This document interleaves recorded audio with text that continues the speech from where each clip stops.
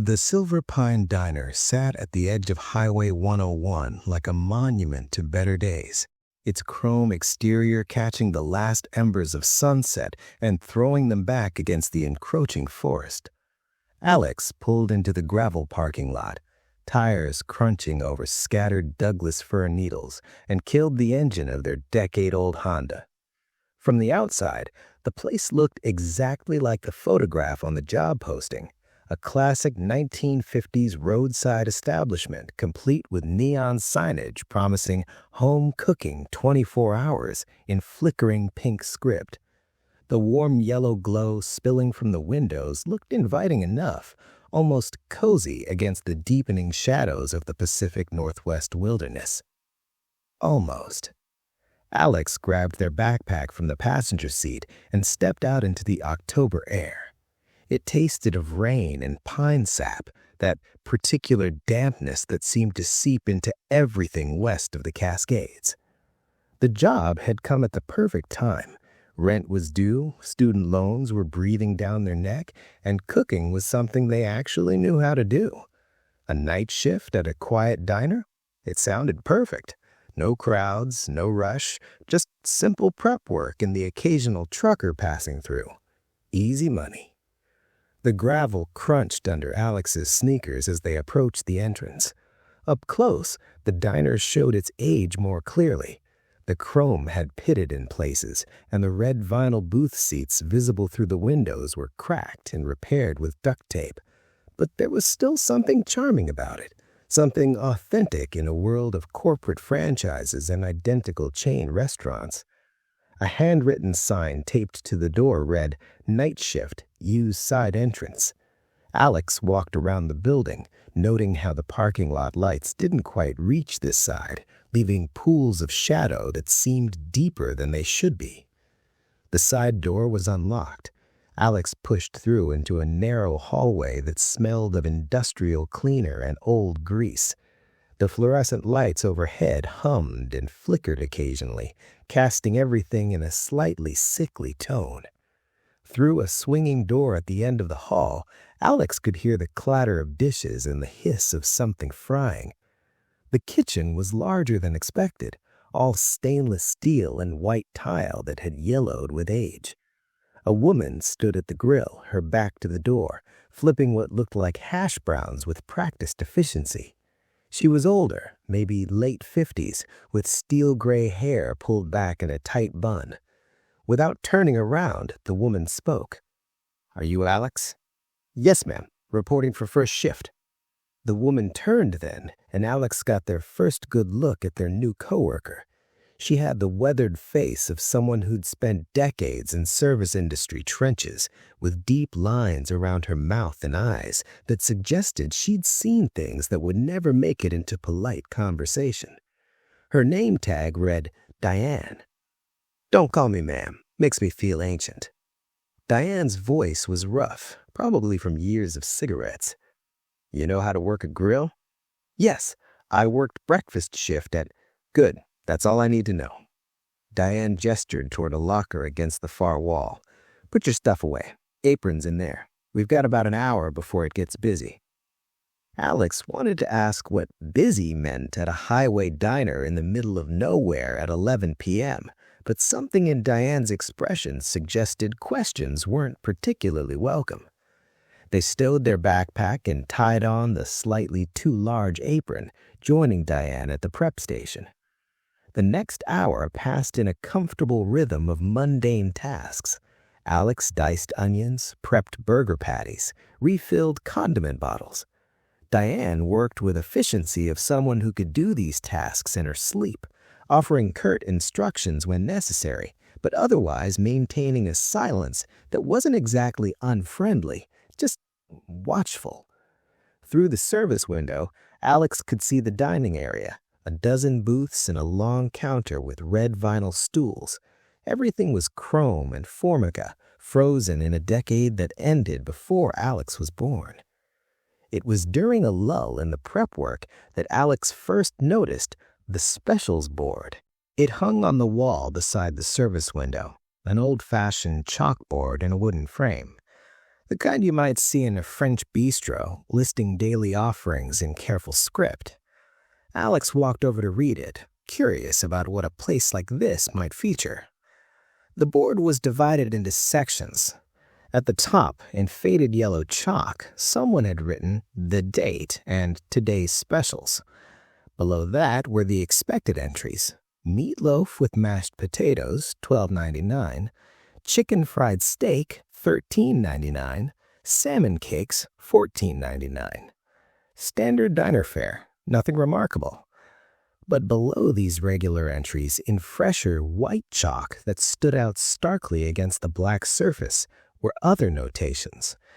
They were written in a different hand, shakier, more urgent. Alex leaned closer to read them. Table 3, extra napkins. Man in the green jacket, coffee, black, no conversation. Booth by the window, serve quickly, don't look too long. Alex frowned. These seemed less like specials and more like serving instructions. Maybe notes for new waitstaff?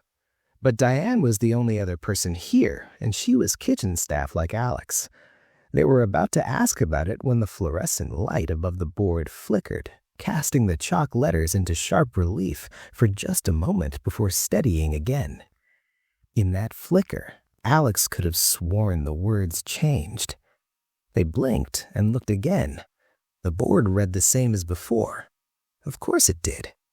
Just tired eyes and new job jitters. Alex shook their head and returned to the prep station where Diane was arranging clean plates. Hey, Diane, what's with the notes on the specials board, the ones at the bottom? Diane didn't look up from her work. You see something on the board, you pay attention to it. That's all you need to know. But what do they... All you need to know, Diane repeated, her tone making it clear the conversation was over. At 11:47 p.m., the first customer of the shift walked through the door. Alex heard the bell jingle from the kitchen and glanced through the service window. A man in his 40s wearing a flannel shirt and worn jeans took a seat at the counter.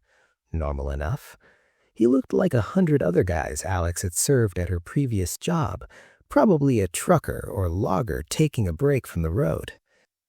Diane moved to pour coffee without being asked, sliding the mug across the counter with practiced ease. The man nodded his thanks and picked up a menu. Through the window, Alex watched this ordinary interaction and felt some of the tension leave their shoulders. This was fine. This was normal. Whatever weird vibes they'd picked up were just first-night jitters. Then the man ordered, and Diane returned to the kitchen with the ticket. Burger, medium, fries. Diane clipped the order above the grill. You take this one. Alex nodded and got to work, seasoning a patty and setting it on the hot grill, where it immediately began to sizzle.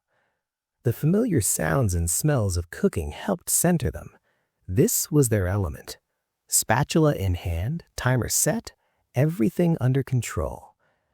The burger was nearly done when Alex noticed Diane standing by the specials board, chalk in hand. She was writing something new below the existing entries, her movements quick and precise. When she stepped back, Alex could read the fresh edition. 12:15, the fisherman's knot. Table 7, do not approach. A chill ran down Alex's spine despite the heat of the grill. What does that mean? Diane set the chalk down carefully. Exactly what it says. But why would... The doorbells jingled again.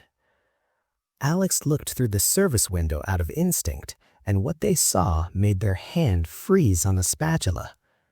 The man who entered was tall and thin, wearing a salt-stained coat that looked like it spent decades near the ocean. His hair was the color of kelp, hanging in wet strands despite the fact that it wasn't raining outside. And when he settled into table 7, the booth farthest from the door, half hidden in shadow, his eyes reflected the overhead lights like an animal's might. "Diane," Alex whispered. "That guy." "You don't see him." Diane's voice was flat and hard. You understand me?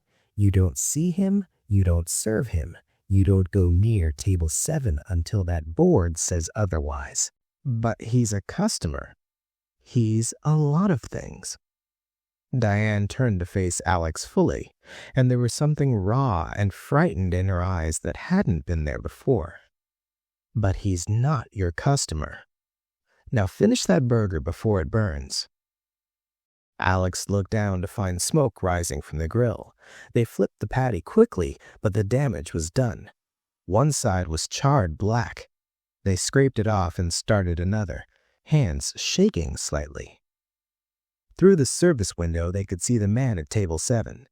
He sat perfectly still, hands folded on the table in front of him, waiting. In the fluorescent light, Alex could see that his fingers were too long, the joints too numerous. And though the man wasn't looking in their direction, Alex had the overwhelming sensation of being watched. The burger cooked. Diane plated it with fries and carried it out to the trucker at the counter.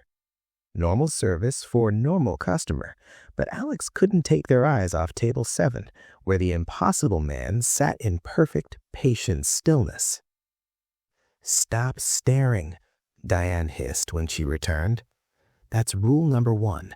You don't stare, you don't wonder, you don't ask questions. You read the board and you follow what it says, every single time."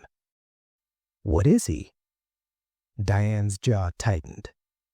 "Something that's been coming here longer than I've been alive. Something that'll keep coming long after I'm gone. And if you're smart, if you want to see morning, you'll pretend table 7 is empty." Alex swallowed hard and nodded. They turned back to the prep station, focusing on the simple, mundane task of refilling ketchup bottles. Behind them, they could feel the weight of that impossible gaze from table 7, pressing against the back of their neck like cold water. The fluorescent light above the specials board flickered again. When Alex glanced over, there was a new line of chalk, appearing as if by invisible hands. 1:30. Too many buttons. Counter seats 4 to 6. Serve only water. Alex's mouth drew dry. "Diane, the board. It's changing on its own." "It does that." Diane didn't sound surprised, didn't even look up from the industrial mixer where she was preparing something that might have been biscuit dough. "Been doing it as long as this place has stood." "That's impossible." "Lots of impossible things in this world, kid. You'll learn." Diane finally met Alex's eyes, and there was something like pity in her expression. "You'll learn real fast working nights at the Silver Pine. Question is whether you'll learn quick enough." The clock on the wall ticked toward midnight. Outside the windows, the darkness seemed to press closer against the glass, and the forest beyond was a wall of black that no light could penetrate. Inside the diner, the man at table 7 had not moved, had not even appeared to breathe. And on the specials board, fresh chalk letters continued to appear, one ominous directive at a time. Alex's first shift had barely begun, and they were already beginning to understand that this job would be nothing like what they had expected. The Silver Pine Diner served more than just food to weary travelers. It served something else entirely. And the only way to survive until dawn was to follow the rules written in chalk, rules that appeared from nowhere, rules that made no sense, rules that were the only thing standing between the night shift workers and whatever hungry darkness waited just beyond the reach of the fluorescent lights. The minutes crawled past midnight like insects across cold glass. Alex kept their hands busy with prep work, slicing tomatoes with mechanical precision, arranging pickle chips in their container, anything to avoid looking toward table 7 where the fisherman's knot sat in unnatural stillness. The man at the counter finished his burger, left cash on the formica, and departed with a wave that Diane returned with a tired smile. The bell above the door jingled, and then the diner fell into a silence that felt too complete, too heavy. "You can breathe, you know," Diane said, startling Alex out of their focused dicing. "He won't do anything. Not as long as we follow the board." "That's what I don't understand." Alex set down the knife, wiping her hands on her apron. "Who writes it? Why does it—" The overhead lights flickered, and when they steadied, new words had appeared on the specials board in that same hurried white chalk script. 1:15. Avoid eye contact with the woman in red. She will ask for directions. Alex felt their stomach drop. "There's no one else here." "Not yet," Diane said quietly. She glanced at the clock. 14:07 a.m. "But there will be. There always is." As if summoned by the prophecy written in chalk, the doorbells chimed again at 1:03 a.m. A woman entered wearing a crimson coat that seemed too vivid against the diner's faded interior. The color wrong somehow, too saturated, like fresh blood in fluorescent light. She was perhaps 30, with dark hair and features that would have been beautiful if they didn't sit quite right on her face. Symmetrical, but somehow off, like a photograph that had been subtly distorted. She took a seat at the counter, 3 stools down from where the trucker had been, and when she placed her hands on the surface, Alex noticed her fingernails were the same impossible red as her coat. Not painted, the colors seemed to come from within. "Coffee, please," the woman said, her voice pleasant and utterly normal. Diane moved to pour, keeping her eyes fixed on the pot, the mug, anywhere but the customer's face. She set the coffee down and retreated to the kitchen without a word. Through the service window, Alex watched the woman lift the mug to her lips. She didn't drink, just held it there, steam curling around her face like smoke from a candle that had just been extinguished, waiting. "Why won't she order?" Alex whispered. "Because she's not here for food." Diane's voice was barely audible. "She's here to test us, to see if we'll break the rules." "What happens if we do?" Diane's expression went carefully blank. "The board tells us what to do. We do it. Everything else is speculation, and speculation will make you crazy in this job. Trust me." As if to punctuate her point, the woman in red turned slightly on her stool, not quite looking toward the kitchen, but positioned as though she might. Her lips moved, and though Alex couldn't hear the words through the window, they could read them clearly enough. "Excuse me, could you help me with something?" Alex felt a magnetic pull to respond, to step through that door and ask what she needed. It was instinct. Years of customer service training kicking in. The customer is always right, always help, always be polite. Diane's hand clamped down on Alex's wrist with surprising strength. "No." "But she's asking." "She's testing." Diane's grip tightened. "Watch." The woman in red waited, her head cocked at that slightly wrong angle. When no one emerged from the kitchen, she smiled, just a small curve of lips that revealed teeth that were perhaps a shade too white, too numerous. Then she stood, left a $20 bill on the counter beside her untouched coffee, and walked out into the night. The crimson of her coat seemed to leave image afters in Alex's vision, bleeding into the air like watercolor paint. Only when the door had closed and the bells fell silent did Diane release Alex's whist. "See? Followed the board and nothing happens. Break the rules. Well, you don't want to know what happens when you break the rules." Alex rubbed her wrist where Diane's fingers had pressed. "How long have you been working here?" "Too long." Diane pulled a cigarette from her apron pocket. against every health code Alex could think of, and lit it with a battered Zippo. She took a long drag, exhaled toward the vent hood. Started when I was about your age. Thought I'd do it for a summer, make some money, move on. That was 1987. You've been here 37 years? Give or take? Another drag on the cigarette, her eyes distant. You learn things working nights at a place like this. Things that make other jobs impossible. How do you go back to a normal restaurant when you've seen what walks through these doors after dark? Before Alex could formulate a response, the specials board revealed new instructions, the chalk letters forming as they watched. 2 o'clock. The fog rolls in. Lock all doors.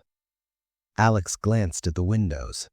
Beyond the glass, wisps of mist were indeed beginning to curl through the parking lot, creeping between the cars like searching fingers. It looked like ordinary Pacific Northwest fog, the kind that rolled in off the ocean on autumn nights. But there was something deliberate about the way it moved, something purposeful.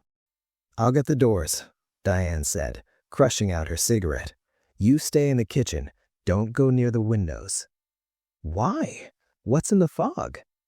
Diane paused at the swinging door, looking back with an expression Alex couldn't quite read.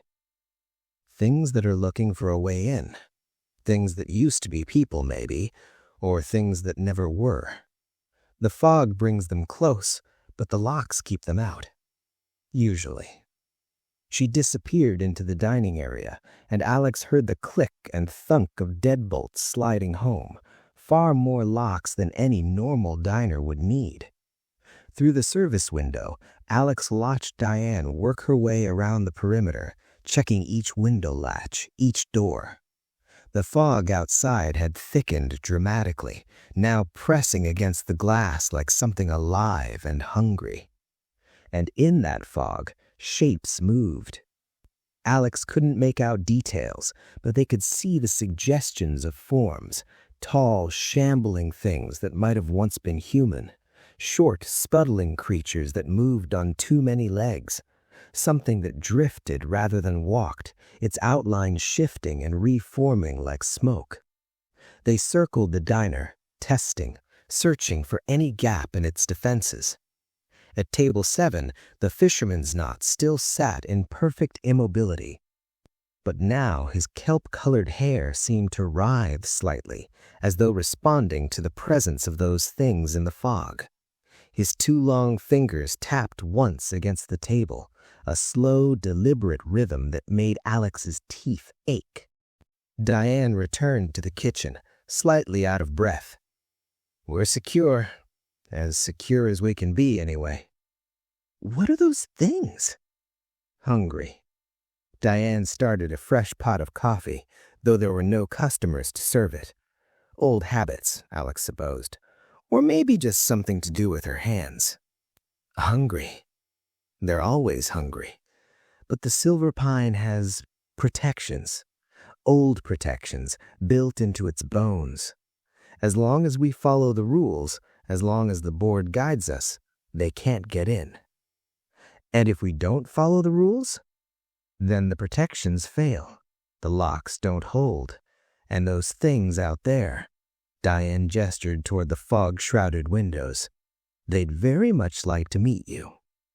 Alex felt their heart hammering against their ribs. This couldn't be real. It was some kind of elaborate hazing ritual, a prank played on new employees. People didn't work at diners that required supernatural protection. Impossible creatures didn't press against windows in the fog.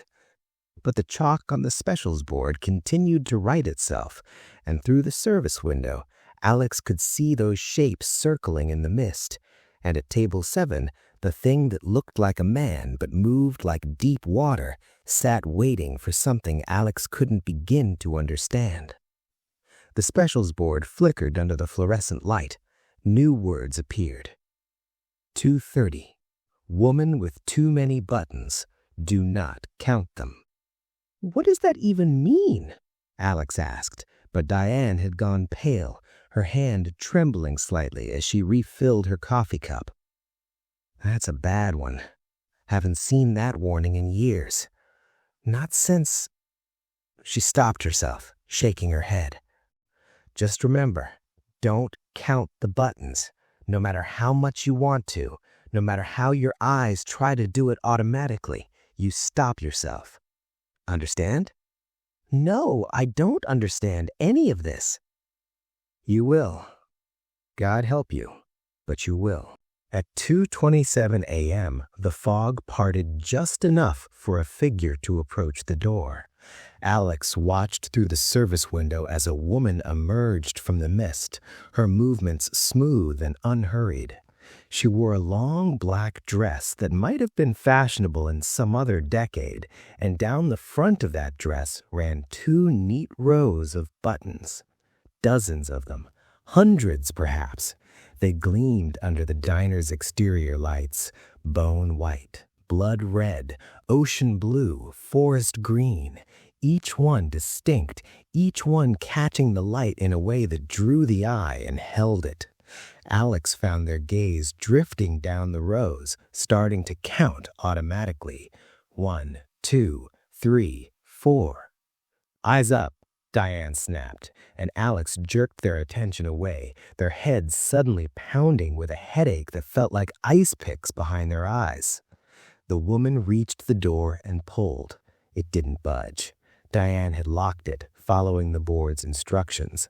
The woman pulled again, harder, and the entire door frame shuddered in its housing. She tilted her head, and through the window, Alex saw her face clearly for the first time. She had no eyes, just smooth skin where eyes should have been, and a smile that was far too wide, filled with far too many teeth. "Don't look," Diane hissed. "Don't look, and definitely don't count." But it was almost impossible not to look. The buttons seemed to shimmer and shift, and Alex's eyes kept being drawn back to them, wanting to number them, to make sense of their pattern. 7, 8, 9, 10. No, stop, don't count. The woman with too many buttons pressed her palm flat against the glass. Where her skin touched, frost began to spread in delicate fractal patterns. The temperature in the kitchen dropped 10 degrees in an instant, their breath suddenly visible in small clouds. She stood there for what felt like hours, but was probably only minutes, testing the door, the locks, the integrity of whatever invisible barrier protected the silver pine. Then, as suddenly as she'd appeared, she stepped back into the fog and was gone, leaving only the frost pattern on the glass and the lingering impression of all those buttons gleaming in rows that the mind desperately wanted to count and quantify. Alex realized they'd been holding their breath. They exhaled shakily, their hands gripping the edge of the prep station hard enough to make their knuckles white. "You did good," Diane said quietly. "First night and you didn't count. That's actually impressive. What would have happened if I had?" Diane was quiet for a long moment, staring at the frost on the glass. The last person who counted them finished at 463. Then they walked outside into the fog and we never saw them again. Well, she corrected herself. We saw something that used to be them, wore their face for a while, but it wasn't them anymore. Jesus Christ! "He doesn't come round here much," Diane said with a dark humor that didn't reach her eyes. "Too many rules even for him." The specials board continued its cryptic chronicle of the mate's dangers. Each new entry appeared exactly when it needed to, a countdown to the next impossible thing that would seek entrance to the diner. Alex began to notice patterns in the warnings, correlations between what appeared on the board and what manifested outside. 3:15. The man who walks backward. Do not serve. Do not speak. At 3:14 a.m., a figure emerged from the thinning fog, moving towards the diner in a smooth, gliding motion. He was facing away from the building, but traveling towards it, walking backward with an ease that defied natural movement. His coat hung wrong, flowing as though he were walking forward into a wind that didn't exist. Diane killed the kitchen lights immediately, plunging them into darkness broken only by the pilot lights on the grill and the dim glow from the dining area. Don't move. Don't breathe loud. He can hear heartbeats if you're not careful. They stood in the shadows watching through the service window as the backroom man reached the door. He stopped, still facing away, and though they couldn't see his face, Alex had the terrible certainty that he was somehow looking directly at them, seeing them despite the darkness, despite the walls, despite every rational law of physics. The man raised one hand. It bent at the raw joints, fingers curling in directions fingers shouldn't curl, and knocked on the door. 3 precise raps that echoed through the silent diner like gunshots. Knock, knock, knock. Neither Alex nor Diane moved. At table 7, the fisherman's knot had finally shifted, his kelp-colored head turning slightly toward the door, his lips moving in what might have been words in a language that predated human speech. The backward man knocked again, same rhythm, same precision, waiting for an answer that the specials board had explicitly forbidden them to give. Alex's phone buzzed in their pocket. They'd forgotten they even had it on them. In the silence of the darkened kitchen, it sounded explosively loud. Diane shot them a look of pure horror. The backward man's head snapped around, or would have if his head had been facing the right direction to begin with. The movement was wrong, impossible, the rotation going too far, revealing a face that was upside down and inside out, features arranged in a configuration that made Alex's brain hurt to process. "Shit," Diane breathed. "Shit, shit, shit." The man moved toward the window where they stood, still walking backward, his upside-down face now oriented to stare directly at them. His eyes, if they were eyes, were black holes that seemed to drink in the darkness around them, making it deeper, colder. And then, the specials board saved them. Fresh chalk appeared, sharp and bright. "Close your eyes. Count to 30. Do not open before." Alex slammed her eyes shut instantly.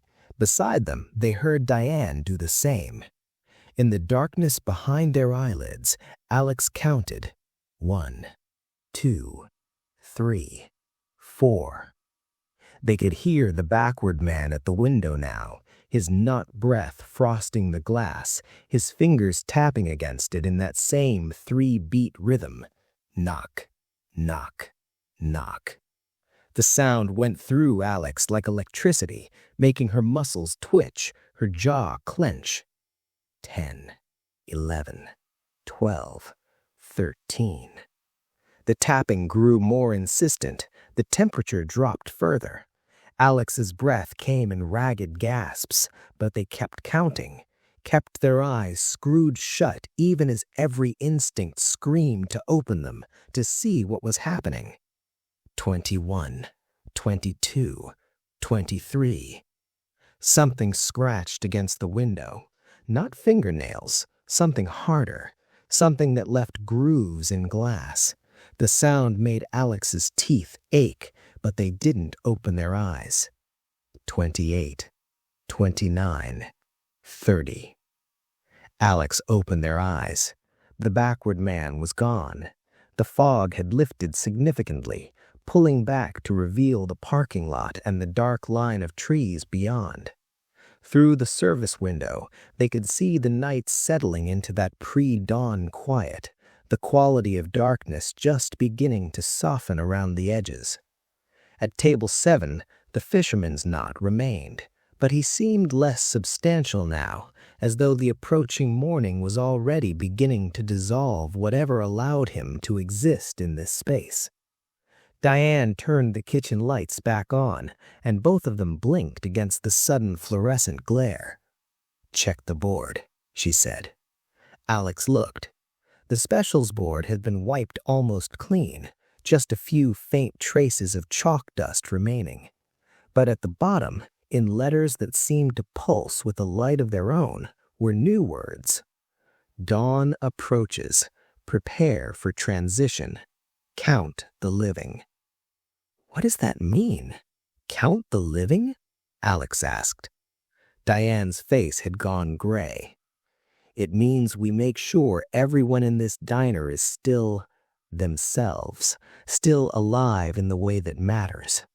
She pulled out a small notebook from her apron, flipped to a page near the middle. "When I started my shift, there were 2 of us, you and me. Now we count again." She pointed at Alex.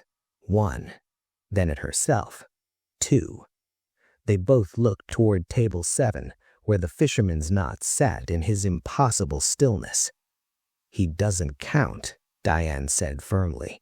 "He was never alive, not in any way that matters." But as she said it, they heard a sound from the dining area, a soft shuffling, like footsteps on linoleum.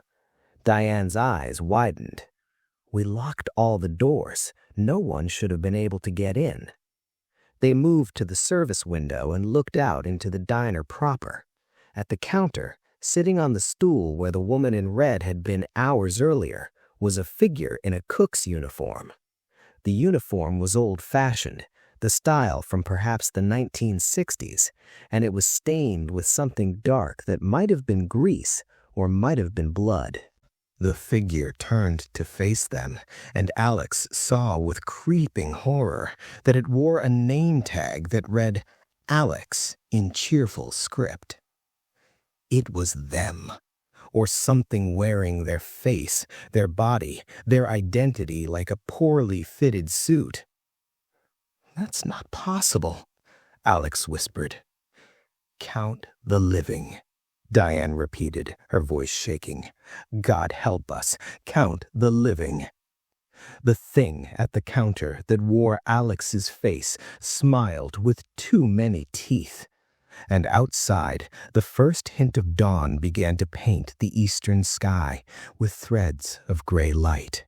The thing wearing Alex's face rose from the counter stool with movements that were almost but not quite human. Joints bending at angles that suggested its bones were suggestions rather than fixed structures. It took one step toward the kitchen, and the fluorescent lights directly above it flickered and died, leaving it haloed in shadow. "Don't react," Diane hissed, her hand finding Alex's arm again with that iron grip. "It feeds on fear, on recognition. The more you acknowledge it, the more real it becomes." "How the hell am I supposed to ignore something that looks exactly like me?" Alex's voice cracked on the last word, their breath coming in short, panicked gasps. But even as they spoke, the specials board was writing again, chalk dust falling to the floor as fresh letters emerged. "False reflections cannot cross the threshold. Remain in kitchen. Do not speak your name. Do not claim your identity." The doppelganger stopped at the invisible line between dining area and kitchen, that liminal space marked by the swinging door. It tilted its head, studying the real Alex with eyes that were the right color but held nothing behind them, just empty depths like windows into a house where no one had lived for decades. "You should go home," it said in Alex's voice, perfect in pitch and tone but wrong in cadence, the words falling like stones into still water.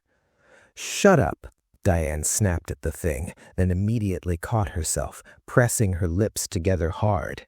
The doppelganger's smile widened. "She's been here so long she's forgotten what it's like outside. 37 years in this place. Do you know what that does to a person? Do you know what she's had to do to survive? Alex wanted to clamp his hands over his ears, to run, to do anything but stand there listening to his own voice speak these poisoned words. But Diane's grip was unyielding, and the board had been clear: remain in kitchen. I've served things that aren't meant to exist, the doppelganger said, pacing along that invisible barrier like a caged animal. I've watched people forget their own names, watched them walk into the fog and never return. I've counted buttons and looked in eyes that reflected nothing, and I've become something less than human in the process. Is that what you want?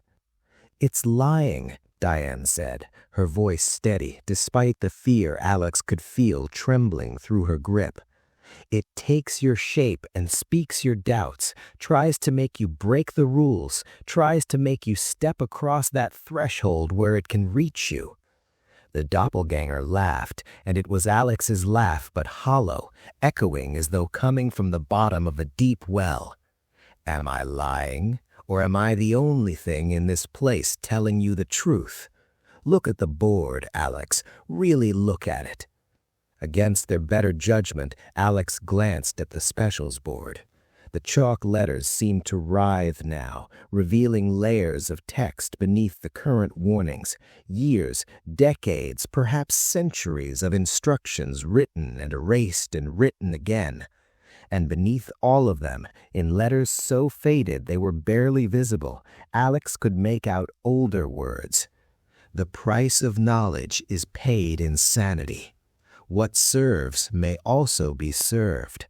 The board keeps track. The board always keeps track. You see? The doppelganger pressed its hand against the invisible barrier, and the air there rippled like heat shimmer off summer asphalt. Every person who works here long enough becomes part of the system, part of the diner. Diane isn't just an employee anymore. She's a component, a piece of the machinery that keeps this place running, and you will be too if you stay. 5 more minutes until dawn, Diane said, checking the clock with the desperation of someone counting down to salvation. 5 minutes and it has to leave. All the night things have to leave. The doppelganger's expression shifted to something that might have been pity if there was any genuine emotion behind it. Dawn doesn't save you. It just gives you a few hours to forget what you learned in the dark. But the forgetting gets harder each time, doesn't it, Diane? The days get shorter, the nights get longer, and eventually— They gestured toward table 7, where the fisherman's knot sat watching with eyes like tidal pools. Eventually, you become one of them, one of the permanent residents. Diane's face had gone white, but she didn't respond, didn't acknowledge the fear that Alex could see in the tight lines around her mouth, the tremor in her hands. Instead, she pulled out her notebook again and made a mark on the page. "What are you doing?" Alex whispered. "Counting," Diane replied. "The board said count the living, so I count. You're alive, I'm alive. That thing," she nodded toward the doppelganger, "was never alive to begin with. 2 living souls in the Silver Pine Diner at 5:47 a.m. on October 15th. That's what I write in the log." And what happens if the count is wrong? Diane's silence was answer enough. Outside, the sky was lightening perceptibly now, that deep pre-dawn blue that promised sunrise within the hour. The doppelganger watched the change with something like disappointment crossing its stolen face. "Until next time," it said to Alex, "and there will be a next time. You'll be back tomorrow night and the night after, because the money is good and you need it, because you're curious, because some part of you is already changing and wants to understand. And each night you'll see more, learn more, and lose more of whatever makes you you. It stepped backward into the shadowy dining area, and as it moved, it began to dissolve, not vanishing, but rather melting, its edges blurring and reforming until it was just a shadow among shadows, then nothing at all. The clock struck 6 a.m., and simultaneously, every warning on the specials board erased itself in one swift motion, leaving only clean black slate. At table 7, the fisherman's knot was gone. The booth sat empty, the vinyl seat showing no impression where something impossible had sat for hours. Through the windows, Alex could see early morning light filtering through the pine trees, and with it came a quality of normality that made the entire night feel like a fever dream. Diane let out a breath she'd been holding for what must have been minutes. Her shoulders sagged, and suddenly she looked every one of her 50-plus years, the night's terror written in the deep lines of her face. Your first shift. You survived your first shift. Did I? Alex's voice sounded strange to their own ears, distant and uncertain. I don't feel like I survived anything. I feel like I just witnessed something I'm not equipped to understand. That's because you did. Diane moved to the coffee maker, poured 2 cups of the too strong brew that had been sitting for hours. She pushed one toward Alex. Welcome to the Silver Pine, kid. This is what we do. This is what we've always done. And what exactly is that? Diane took a long sip of coffee before answering. We stand at the boundary between the world people know and the world they shouldn't. We serve the things that hunger, the things that wander, the things that exist in the spaces between sleep and waking. And we make sure they don't cross over into the daylight world where they could do real damage. By following the rules on a magic chalkboard? By following the rules, Diane confirmed. The board is old, Alex, older than this building, older than the highway outside. Someone, something put protections in place here a long time ago, and those protections manifest as instructions on that board. As long as we follow them exactly, we're safe. The things outside stay outside. The things inside that shouldn't be inside eventually leave. Eventually, Alex stared into their coffee, seeing their reflection distorted in the dark liquid. How many people have worked here? How many didn't make it? Diane pulled out her notebook again, flipped to the front pages. Alex could see neat rows of names, dates, notes written in different hands. Some entries were complete, names with start dates and end dates. Others just had a name and a date, followed by empty space. In my 37 years, Diane said slowly, 17 people have worked the night shift at various points. Of those 17, 10 quit after the first night and never came back. 4 lasted a few months before they couldn't handle it anymore. 2 stayed for years. And the last one? Diane's finger traced down to a name near the bottom of the list. Jackson Miles. The date beside it read 2019. No end date. Jackson was good, she said softly. Really good. He understood the rules, followed them religiously. But one night, she trailed off, staring at the page as though it might change if she looked hard enough. One night, he got curious. The board warned about something in booth 4, told us explicitly not to serve it, not to acknowledge it. But Jackson wanted to know what would happen if he did. What did happen? He walked over with a coffee pot, ready to offer a refill, and he just stopped, stood there frozen, staring at whatever was in that booth. Wouldn't move, wouldn't respond when I called his name. When the sun came up and the thing left, Jackson was still standing there, but his eyes were empty. He walked out the door and disappeared into the forest. Alex felt cold despite the warm coffee mug in their hands. "And you never found him?"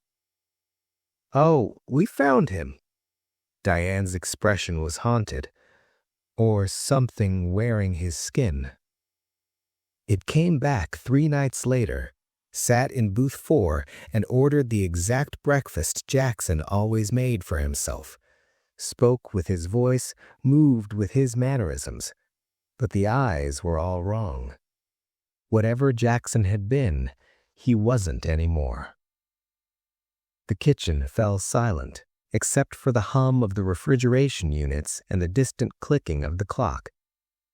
Outside, the morning was fully breaking now, golden light streaming through the windows and driving away the last shadows of night. Diane finished her coffee and stood, joints creaking with the motion. "Your shift is over. You can go home, get some sleep, and decide if you want to come back tonight." "Do I have a choice?" "Everyone has a choice." Diane began wiping down the prep station, returning to the mundane rituals of cleanup. "But I'll tell you what I tell everyone. The money is good, the hours are flexible, and despite everything you saw tonight, this is probably the most important job you'll ever have. Someone has to stand watch. Someone has to make sure the rules are followed. And if we don't," she gestured vaguely toward the windows, toward the forest and the road and the wider world beyond. "If we don't, those things don't just disappear at dawn. They find other places to go, other people to visit." Alex thought about the woman in red, the backward man, the thing with too many buttons. Thought about what might happen if those entities wandered freely through towns and cities, hunting without the constraints imposed by the Silver Pine's strange protections. "I'll be back tonight," Alex heard themselves say, and wasn't entirely sure when they'd made that decision. Diane smiled, a tired but genuine expression. "I thought you might. You've got the look." "What look?" "The look of someone who can't unknow what they know, who can't unsee what they've seen. Welcome to the long night shift, Alex. Welcome to the Silver Pine." Alex untied her apron and hung it in the locker, gathering her backpack with hands that still trembled slightly. As they walked through the dining area toward the front door, they paused at table 7, running their fingers along the booth's edge. The vinyl was ice cold to the touch, and when they pulled their hand away, their fingertips tingled with an electric sensation that took several minutes to fade. The parking lot was bathed in morning sunshine, the whole scene looking perfectly normal, just a roadside diner at the edge of a national forest ready for the breakfast rush. Alex's Honda sat where they'd left it, covered in a light layer of dew that sparkled in the light. Everything looked mundane, ordinary, safe. But as Alex opened her car door, they glanced back at the diner and saw something that made their blood run cold. There, in the window of the kitchen, written backward in the condensation so it could be read from outside, were fresh words. "Tonight, 11 p.m. New warnings. Come prepared." The letters faded as Alex watched, running down the glass like tears until nothing remained but clean condensation. She stood frozen for a long moment, keys in hand, trying to decide if she'd really seen it or if exhaustion and stress were playing tricks on her mind.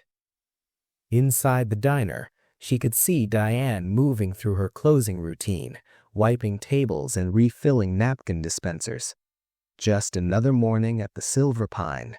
Just another night survived. Alex got in her car, started the engine, and drove away down Highway 101 as the October sun climbed higher in the sky. But even in the warm daylight, she couldn't shake the chill that had settled into her bones, couldn't forget the weight of those impossible gazes, couldn't unhear the sound of her own voice speaking from a mouth that wasn't hers. The specials board was clean now, waiting for tonight's warnings to appear. And despite every rational instinct screaming at them to never return, Alex knew with cold certainty that they would be back when darkness fell. The rules had to be followed. Someone had to stand watch. And somehow, without understanding how or when it had happened, Alex had become part of that vigil. The long night shift at the Silver Pine Diner had claimed another soul, and the only question that remained was how long Alex could last before the job took more than just their nights. Before it took everything. Alex spent the day in their apartment trying to sleep, but rest wouldn't come.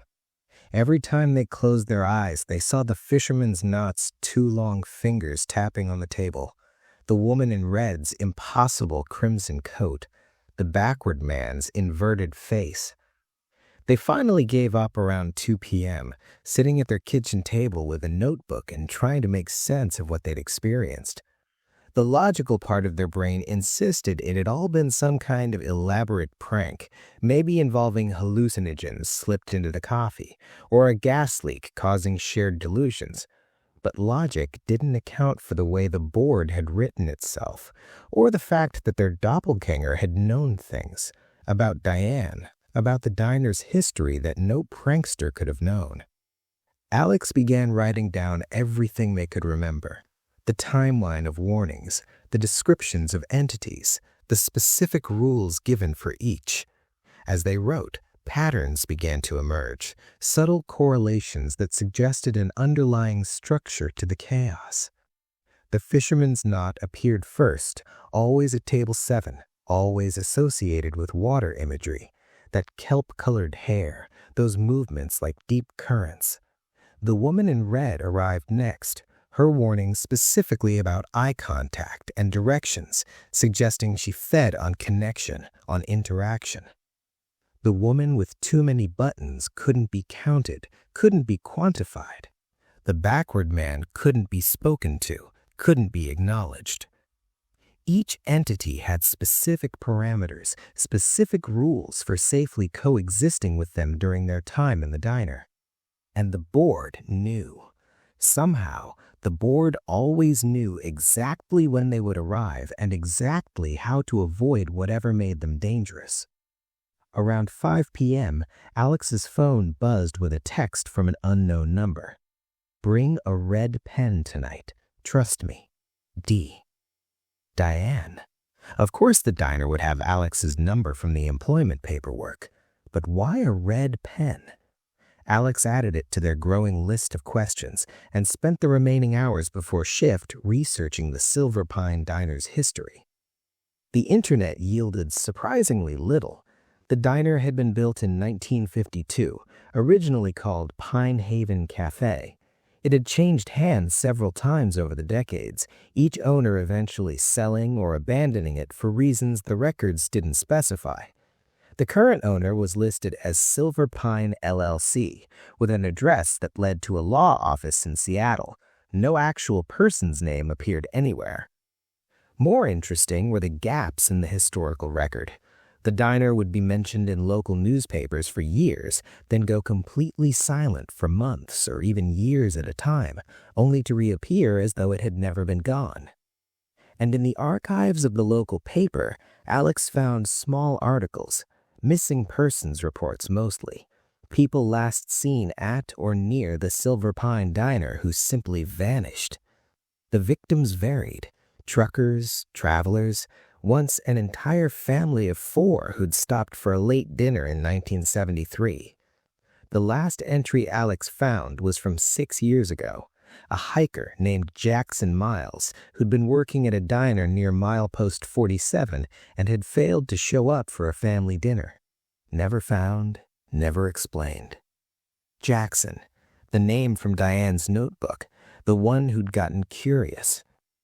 At 10:30 p.m., Alex pulled into the Silver Pines parking lot with a red pen in her pocket and her notebook hidden in her backpack. The diner looked exactly as it had the night before, warm light spilling from the windows, the pink neon sign promising home cooking 24 hours. But now Alex could see beneath that welcoming facade to the wrongness underneath, the way the shadows pooled too deep in the corners, the way the forest beyond seemed to lean toward the building with predatory interest. Diane was already in the kitchen, prepping for the night. She looked up when Alex entered, and something like relief crossed her face. "Wasn't sure you'd come back." "Wasn't sure I would either." Alex tied on her apron, noting that it felt heavier tonight, more significant. "You told me to bring a red pen?" Diane nodded, pulling an identical red pen from her own pocket. "Because tonight, you start learning how to read the board properly. Really read it." She led Alex to the specials board, which was currently displaying the usual legitimate menu items in yellow chalk. The warnings appear in white chalk because they're meant for us, the workers. But there are other messages too, written in a frequency most people can't see. The red pen helps you see them. Frequency? This isn't light, it's chalk. Is it? Diane uncapped her red pen and touched it to the corner of the board. Where ink met slate, the surface rippled like disturbed water, and suddenly Alex could see additional text appearing in the spaces between the white chalk warnings. Older messages, layered one atop another, written in languages Alex couldn't identify. "The board exists in multiple states simultaneously," Diane explained. "What we see is just one layer. The red ink, it's made with iron oxide from a specific mine that closed in 1893. Something about the mineral content lets us interact with the deeper layers." Alex stared at the swirling text, their head beginning to ache from trying to focus on words that seemed to exist slightly outside normal space. How is any of this possible? "The diner sits on a thin place," Diane said, capping her pen. "A spot where the boundary between the normal world and other places is particularly fragile. Things can cross over here more easily. But the protections, the rules, they use that same thinness to communicate. The board is a bridge, Alex. It connects us to whatever force or intelligence is trying to keep those things contained." Before Alex could formulate a response, the first chalk letters of the night began to appear. 10:45, the collector arrives. Boost 2, bring water, no ice. Do not ask what he collects. Damn, the collector. That's a bad one. How bad? Scale of 1 to 10, the woman with too many buttons is a 7. The collector is a 9.5. Diane was already filling a glass with water, her hands moving with practiced efficiency despite the tension in her shoulders. He's dangerous not because of what he does to us, but because of what he takes. And once he's taken it, you can't get it back. Taken what? You'll see. Just remember, do not ask what he collects. Do not show curiosity. Bring the water, set it down, and walk away. At 10:43 p.m., a man entered the diner. He was unremarkable at first glance, middle-aged, wearing a gray suit that looked expensive but outdated, carrying a leather briefcase that seemed too heavy for its size. Diane picked up the water glass and gestured for Alex to follow. Watch and learn. They approached booth 2 together. Up close, Alex could see that the collector's eyes were entirely black. Not just dark brown, but black like deep space, like the absence of light itself. His hands, folded neatly on the table, had 6 fingers each. though the extra digit was positioned so normally that it took conscious effort to notice. "Your water, sir," Diane said, setting the glass down without making eye contact. She turned to leave immediately, but the collector spoke. "You've been here a long time, Diane." His voice was pleasant, almost musical. 37 years, 3 months, 14 days. You've served me 86 times. "Yes, sir." Diane's voice was carefully neutral. "And each time you followed the rules perfectly, never asking, never wondering. Such discipline." The collector's 6-fingered hands moved to his briefcase, unlatching it with precise clicks. "It makes what I take from you all the more valuable." Diane's face went pale, but she didn't respond. She just nodded and walked away, gesturing sharply for Alex to follow. Back in the kitchen, Alex grabbed Diane's arm. "What did he mean? What does he take from you?" "Memories." Diane's voice was hollow. "Every time the collector visits, he takes memories. Not big ones, he's subtle. A birthday here, a conversation there, the first time I met my ex-husband, my daughter's first words, little pieces of my life collected and stored in that briefcase." That's horrible. Why would you quit? Why don't you leave?" "Because if I quit, if I leave, he takes everything. Every memory I have, good and bad, leaving just an empty shell walking around wearing my skin." Diane met Alex's eyes, and there was a depth of resignation there that chilled Alex to their core. "This way, at least I lose them slowly. At least I keep something." The specials board flickered, new warnings appearing. 11:30, the singing thing. Do not listen to the melody. 12:15, children at table 5.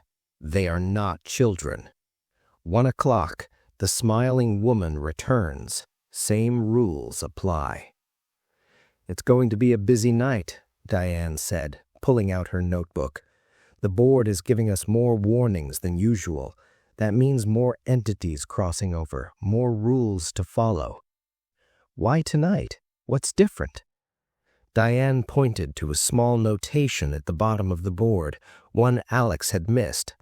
October 16th, harvest moon, boundaries weaken. Certain nights the thin places get thinner.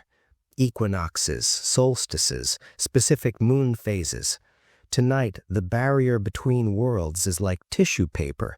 Things that usually can't cross over are going to try, and we need to make sure they don't succeed. Alex pulled out their own notebook, the one they'd brought from home. "I've been trying to understand the pattern. The rules aren't random, there's a structure to them. Entities associated with water appear earlier in the night. Ones connected to fog come around 2 a.m. The most dangerous ones arrive just before dawn." Diane looked at Alex with something like respect. "You figured that out after one shift? Took me 3 years to notice the pattern. So if I can predict when they'll arrive, maybe I can predict what rules will apply." "Maybe," Diane sounded doubtful, "but the board knows things we can't predict. It's connected to something bigger, something that sees patterns we can't even imagine. Trust the board, Alex. Your observations might help, but the board is always right." At 11:28 p.m., they heard it. A voice singing from somewhere in the diner. High and sweet and utterly wrong. The melody was beautiful, hypnotic, the kind of song that made you want to hum along, to join in, to lose yourself in the music. Alex felt their lips beginning to move, their throat preparing to vocalize, when Diane slapped a hand over their mouth. "Earplugs," she hissed, shoving foam plugs into Alex's hands. "Now!" They both inserted the plugs, muffling the singing to a distant murmur.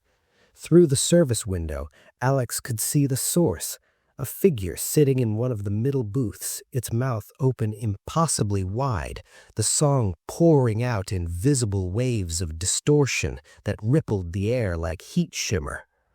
The singing thing looked almost human, except its jaw had unhinged like a snake's, and inside its mouth Alex could see not teeth or tongue, but stars, actual pinpoints of light scattered across the darkness of its throat like a night sky. The song continued for 17 minutes. Alex tracked the time on the kitchen clock, watching as the second hand seemed to slow and skip as though time itself was struggling against the melody. When it finally stopped, the singing thing closed its impossible mouth, looked directly at the kitchen with eyes that held galaxies, and left without paying. "What was that?" Alex asked, removing the earplugs with shaking hands. "Something from very far away." Diane was updating her notebook, her handwriting shakier than usual. "Something that exists in the spaces between stars and uses songs to navigate. If you'd listened to the full melody, if you'd joined in, you would have traveled with it when it left. Your body would still be here, but you'd be gone, singing forever in the void between worlds." The night continued its awful escalation. At 12:13 p.m., 3 children entered and sat at table 5. They looked perhaps 8 or 9 years old, wearing old-fashioned clothing that might have been from the 1950s. They ordered nothing, just sat there with their hands folded, staring towards the kitchen with eyes that didn't blink. "Don't go near them," Diane warned. "Don't speak to them, don't acknowledge them. Those aren't children and never were. They're something that mimics the form but got the details wrong." Alex watched through the service window and saw what Diane meant. The children sat with perfect stillness, no fidgeting, no movement at all, except for the steady turn of their heads, tracking Diane and Alex as they moved through the kitchen with the precision of security cameras. And their smiles, those terrible, unmoving smiles, revealed teeth that were all canines, sharp and numerous. At 1 a.m. exactly, the woman in red returned. Same crimson coat, same slightly wrong face, same impossible color to her fingernails. This time she sat at table 3 instead of the counter, and when Diane brought her coffee, the woman spoke. "Which way to the nearest town?" Diane set down the coffee and walked away without answering. The woman asked again, louder this time, her voice taking on a quality that made Alex's ears hurt. "Which way to the nearest town? Which way? Which way?" Her voice rose to a shriek on the last repetition, and the windows rattled in their frames. But neither Diane nor Alex responded, following the board's clear directive: avoid eye contact. Don't give directions. After 10 minutes of screaming the same question, the woman in red finally fell silent. She stood, straightened her coat, and walked out into the night. Through the window, Alex watched her figure disappear down Highway 101, heading south, toward the nearest town. "She'll never reach it," Diane said quietly. "She always heads toward town, but she never arrives. The road loops her back here eventually. By tomorrow night, she'll try again." "How long has she been doing this?" "Since before I started. Since before the previous cook. Maybe since the diner opened." Diane pulled out her red pen and touched it to the specials board. Immediately, layers of older text became visible, dates stretching back decades, centuries perhaps, and in many of them, Alex could see variations of the same warning: "Woman in red, do not give directions." "It's all documented," Alex breathed. "Every night, every entity, every rule, it's all here in the board." Now you understand. Diane capped her pen. This isn't just a job, Alex. It's a vigil. Every night we transcribe the rules, we follow them, and we add our own observations to the record. That way, when we're gone, the next person has the information they need to survive. Alex pulled out their own red pen, the one Diane had told them to bring, and touched it to the board. The layers of history bloomed before their eyes, overwhelming in scope and detail. They could see entries from dozens of different hands, notes in languages they couldn't read, warnings about entities they couldn't imagine. And there, near the bottom of the visible text, they found entries written in a hand that looked achingly familiar. Their own handwriting, but aged, the ink faded. Dates from years in the future. What the hell? Alex stepped back from the board, their heart hammering. The ward exists outside normal time, Diane explained. It shows us what was, what is, and what will be. Those entries you're seeing, you haven't written them yet, but you will if you stay. Alex traced one of the future entries with trembling fingers. December 3rd, 2029. The fisherman's knot spoke my name. I don't remember giving it to him. Be careful what you say in the presence of ancient things. I can't stay here for 3 years. I can't become like you, losing pieces of myself every time the collector visits, watching impossible things parade through here night after night. Then leave. Diane's voice was gentle but firm. Leave tonight, never come back, and hope that the barons hold without you. Hope that someone else takes the job and learns the rules fast enough. Hope that when the thin places tear completely, when the entities start crossing over into the daylight world permanently, you and everyone you care about are far enough away to survive. The choice hung in the air between them, heavy with implications. Through the service window, the children at Table 5 continued their unblinking surveillance. Outside, the harvest moon had risen fully, bathing the parking lot in light that seemed to make the shadows deeper by contrast. The specials board began writing again, faster now, the chalk letters appear in their rapid succession. 2 o'clock, multiple entities, locked doors, trust nothing you see. 2:30, the collector turns, same rules. 3 o'clock, dawn approaches early tonight. Do not trust the light. That last entry made both Diane and Alex freeze. Dawn approaches early, Alex read aloud. What does that mean? It means, Diane said slowly, her face draining of color, that something is trying to trick us. The real dawn isn't for another 3.5 hours. If we see light, if we think the night is over and we relax our guard, the protections fail. The protections fail, Diane confirmed, and everything we've been keeping out gets in.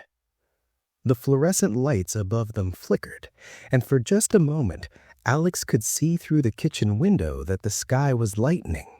Dawn. It looked exactly like dawn, right down to the golden quality of the light and the chorus of birds that should have been singing. But the clock on the wall read 2:47 a.m. Don't look at it, Diane commanded, physically turning Alex away from the window. Don't trust it. The real sunrise is at 6:23 a.m., not a minute before. Anything else is an illusion, a trick to make us think we're safe. Alex squeezed their eyes shut, but they could still feel that false dawn pulling at them, inviting them to step outside, to finish their shift early, to believe the worst was over. It took every ounce of willpower to resist. And in that moment of terrible temptation, Alex made their decision. They pulled out their red pen, stepped up to the specials board, and began to write their own entry for the first time. October 16th, 3 a.m. False Dawn attempting entry, resisted, 2 workers holding the line. The words glowed briefly as they appeared, then settled into the permanent record alongside centuries of other observations, other warnings, other desperate attempts to document the undocumentable. Alex had just bound themselves to the Silver Pine Diner's long vigil, and there was no turning back now. The false dawn persisted for 43 minutes. Through sheer force of will, neither Alex nor Diane looked directly at it, keeping their eyes fixed on the kitchen's interior, on the clock, on the specials board's unwavering timeline that insisted the real sunrise was still hours away. The birds sang outside, or something that sounded exactly like birds, and the light filtering through the windows grew warmer, more convincing, more difficult to resist with each passing second. At 3:31 a.m., the false dawn collapsed like a popped balloon. The light outside snapped back to full darkness so abruptly that Alex gasped, the contrast leaving afterimages burned into their vision.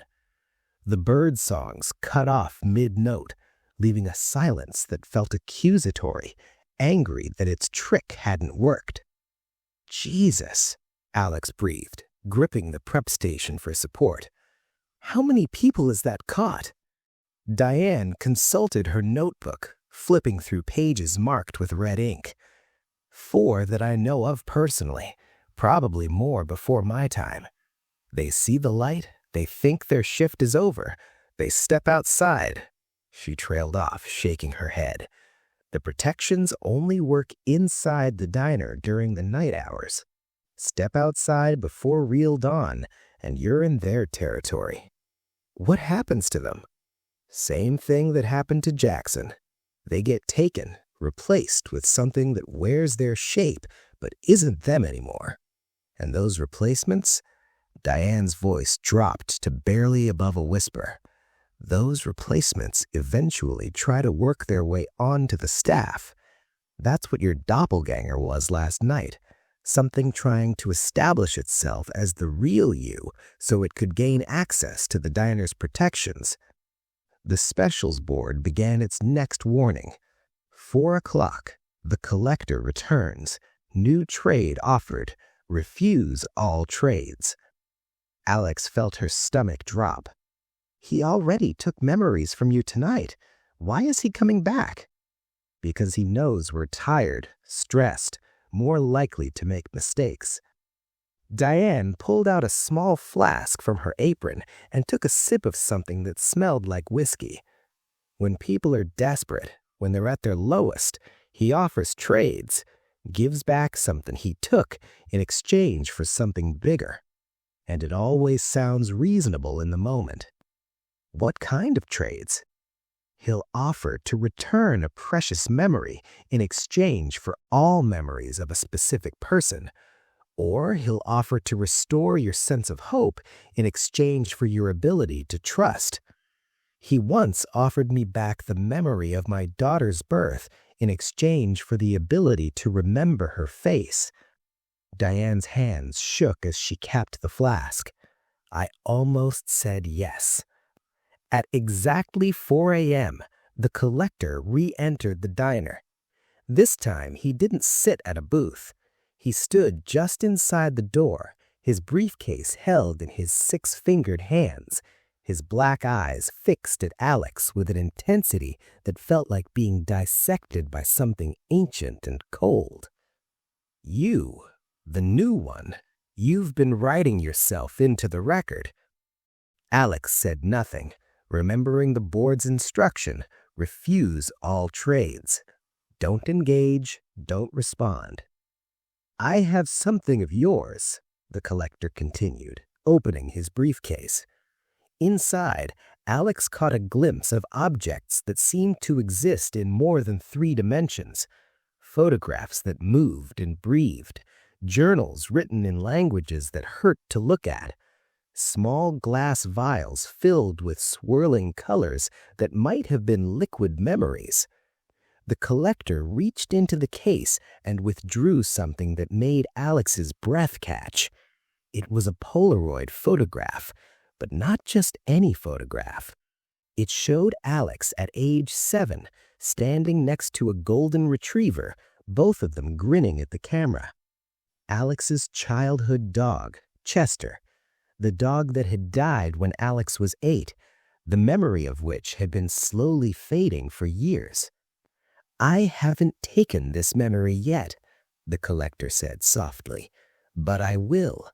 Next month, on November 14th at 2:17 a.m., you'll be working this shift, and I'll be here, and I'll take your memory of Chester from you.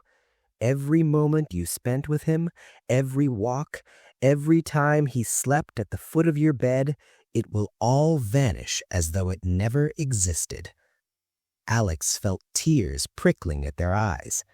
Chester had been their best friend during the darkest period of their childhood, the one constant source of love and comfort when everything else fell apart.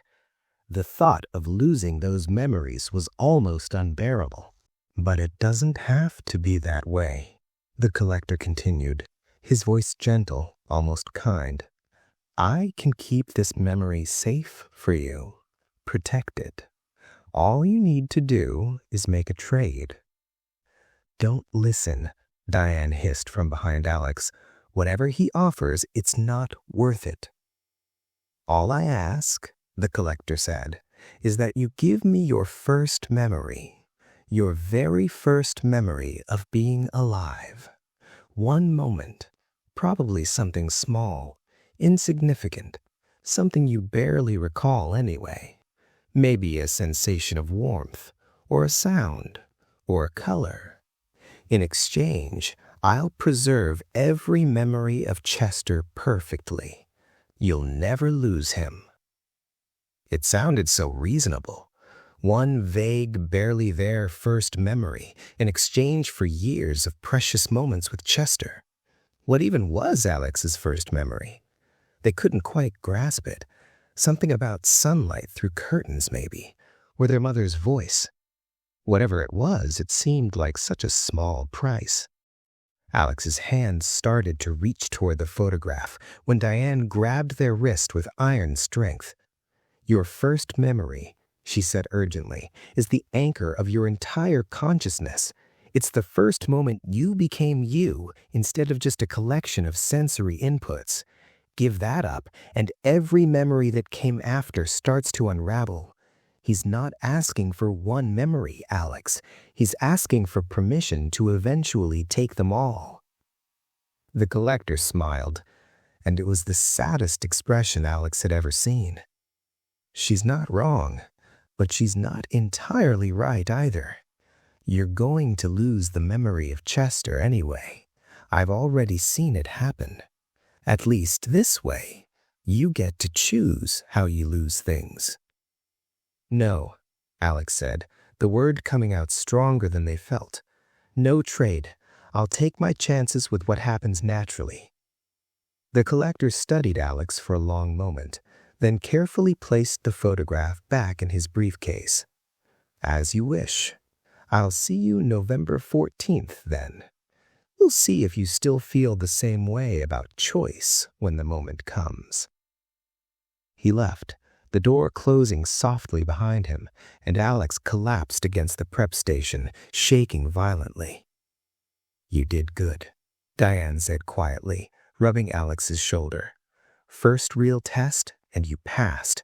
That's more than most people manage." "I'm going to lose Chester," Alex said, tears streaming down her face now. "I'm going to forget him completely." "Maybe. Or maybe you quit before November 14th. Or maybe you find a way to protect that memory somehow." Diane's voice was gentle. "But taking the collector's deal, that would have been worse. Trust me. I took a deal once, years ago, and I've been paying for it ever since." Alex looked up, wiping her eyes. "What did you trade?"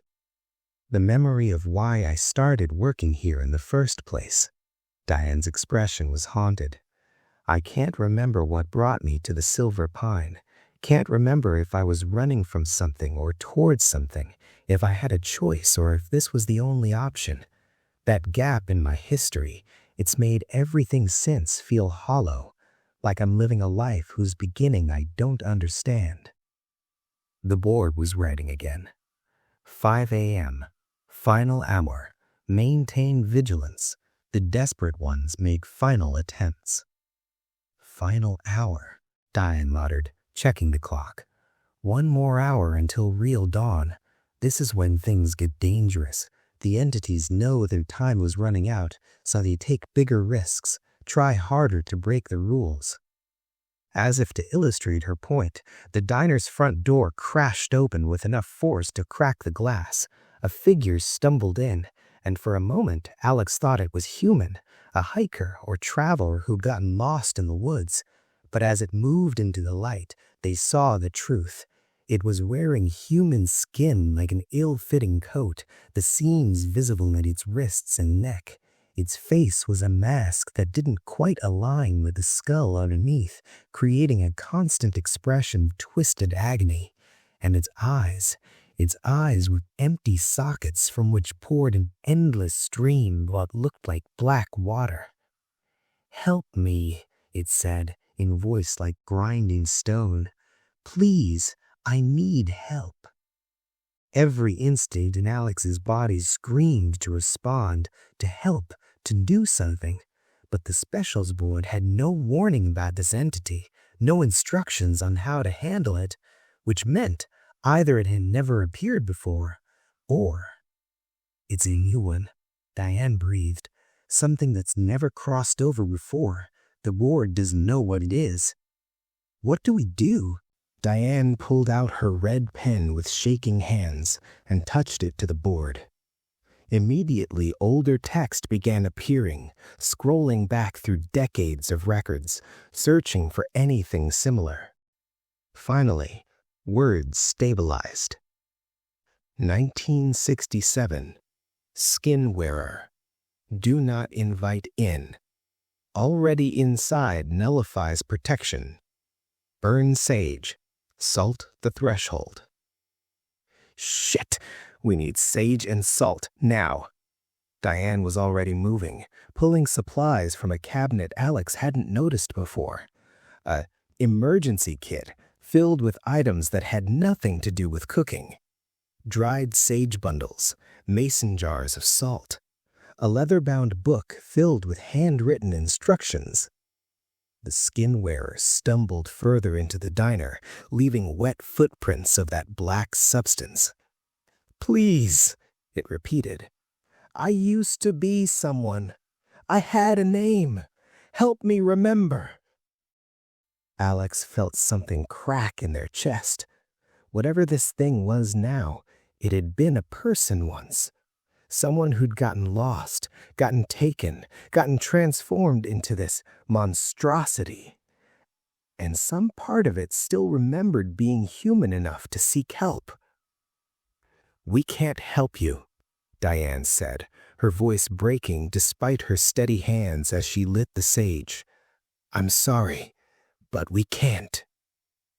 "Then kill me," the skin wearer begged. "Please. If you can't help me remember, help me end." Diane hesitated, the smoking sage bundle frozen in her hand.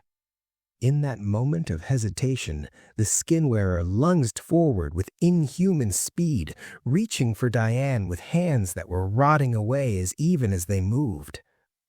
Alex reacted on instinct, grabbing the mason jar of salt and hurling it.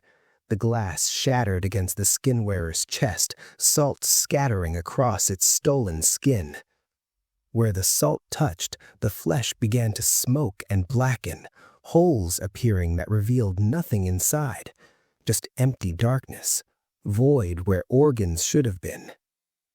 The skin wearer screamed, a sound like metal tearing, and staggered backward. Diane swung the sage bundle in wide arcs, filling the diner with purifying smoke. The combination of salt and sage seemed to weaken the entity, its form becoming less solid, more translucent. "Back," Diane commanded, her voice taking on a tone of authority Alex hadn't heard before.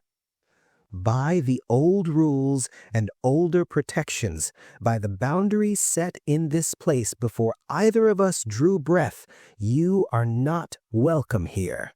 Back!" The skin wearer flickered, its form destabilizing. For just a moment, Alex saw through it to what lay beneath, not a person at all, but a writhing mass of something that predated flesh, something that learned to wear skin as camouflage, but didn't truly understand what it meant to be human.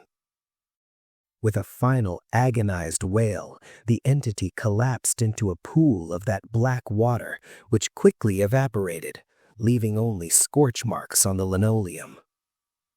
Alex and Diane stood in the aftermath, both breathing hard, the diner reeking of sage smoke and something else, something like copper and ozone and ancient earth.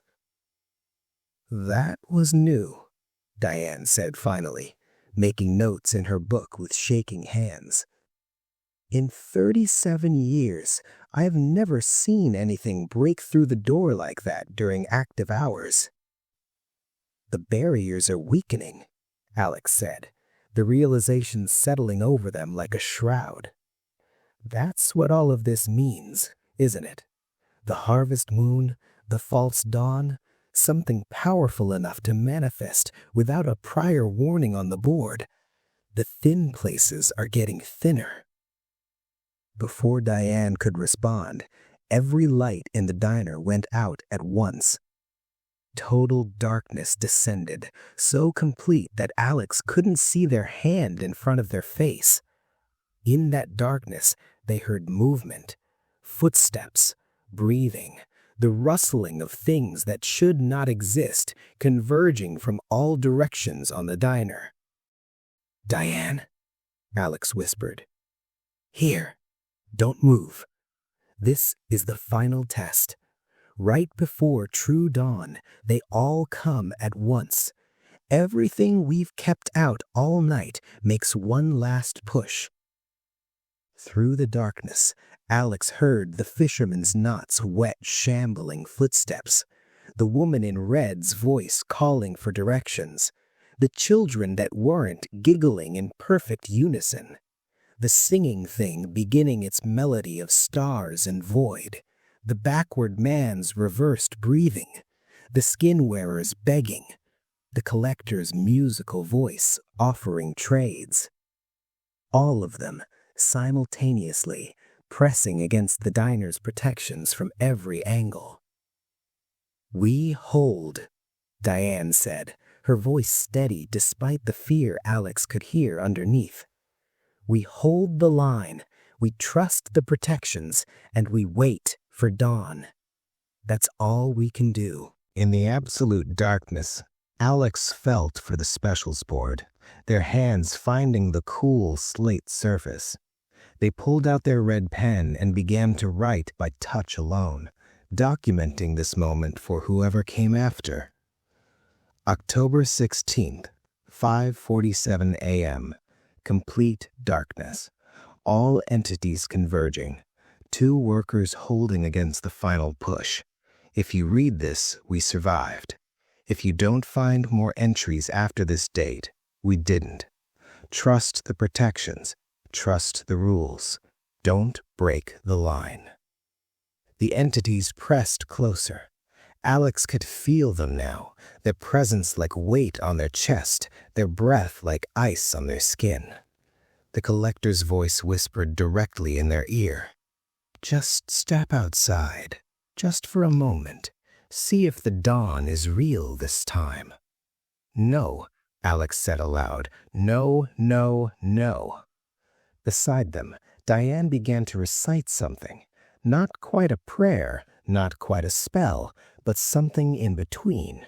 Words in a language Alex didn't recognize but felt the power of. Syllables that pushed back against the darkness, that reinforced the invisible walls keeping the night's horrors at bay.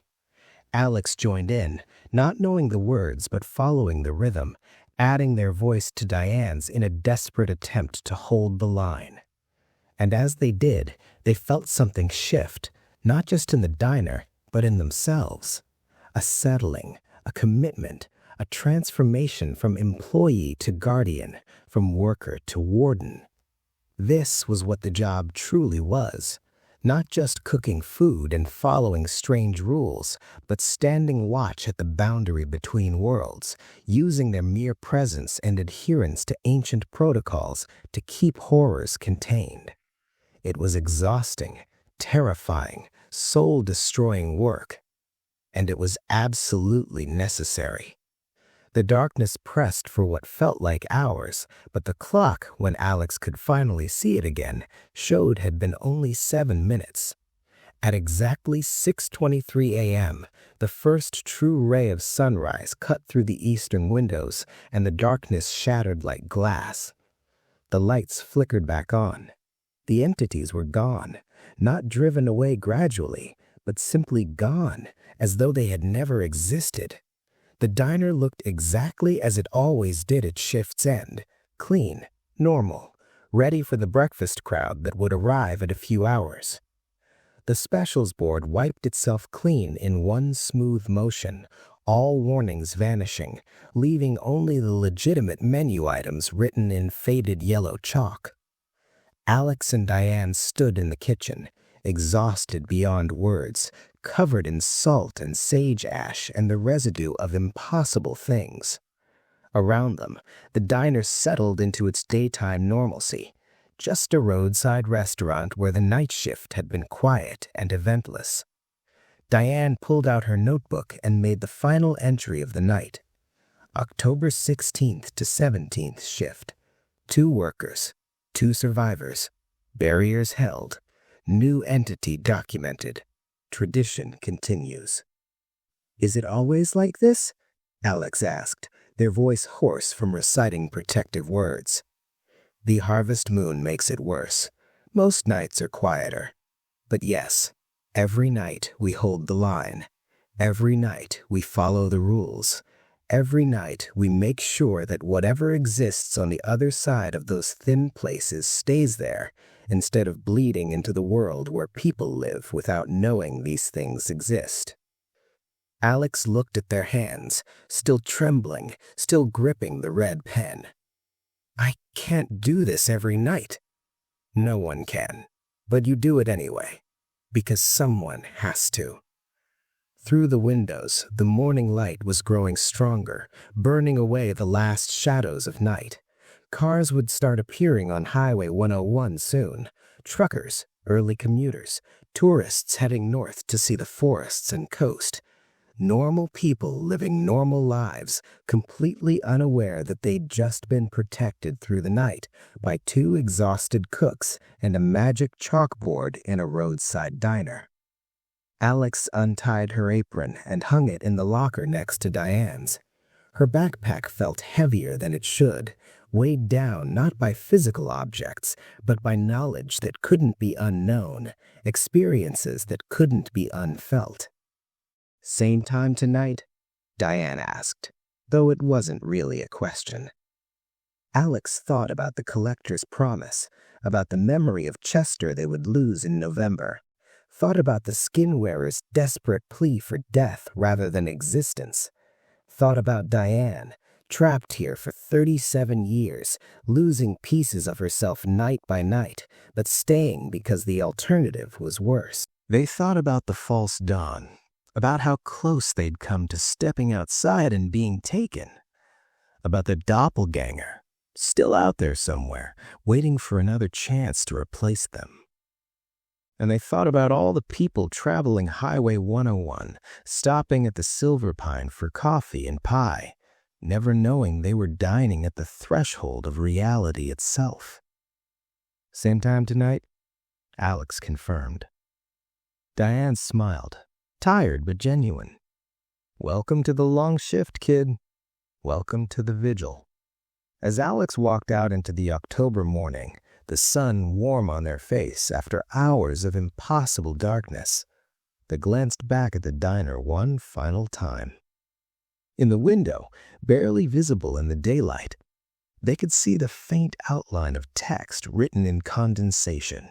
Tomorrow's night's first warning already beginning to form. October 17, blood moon rising, triple barriers recommended.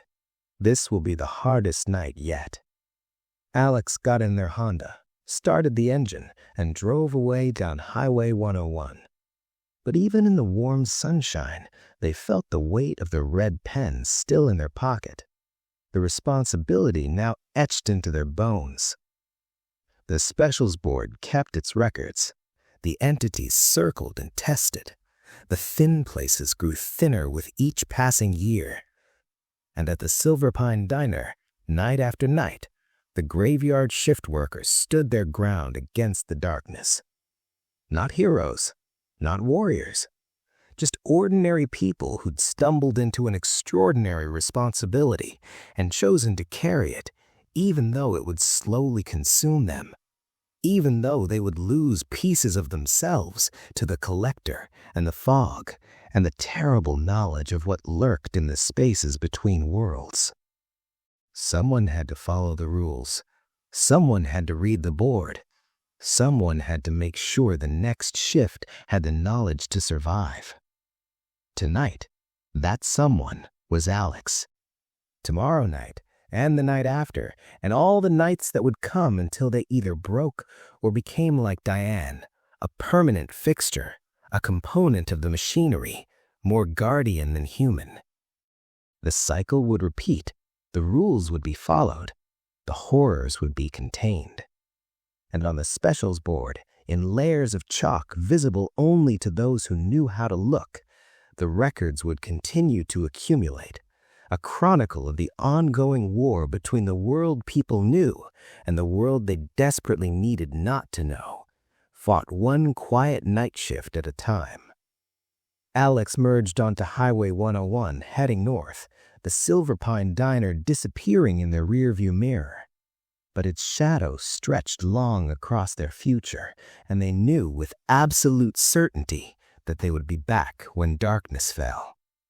The graveyard shift was just beginning.